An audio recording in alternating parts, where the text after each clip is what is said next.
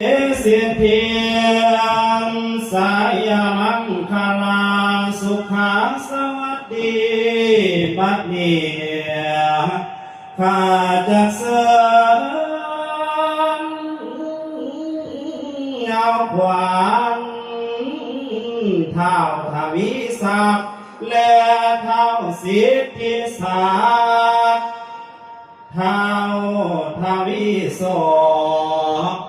ความกุมารนอนลอยหน้าซึ้งซอยโสภาขอเสริญเทวดาตนองอาจตนหักษาด้วยลาภุริกรขอให้มาสวยพรหับขวัญอ่อนหน่อยขวัญวาลานไปตัวบุ่มและพงไทยก็ให้ไปนำเอามาว่ามายื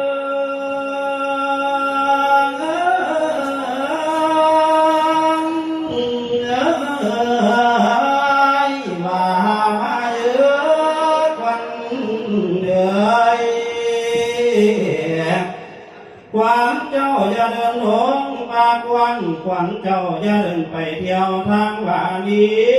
ขวัญเจ้าไปดึงนำแม่นาทีก่อยมายาสาขวัญเจ้าไปเที่ยวข้าเมืองผีก่อยมาสามือนี้วันนี้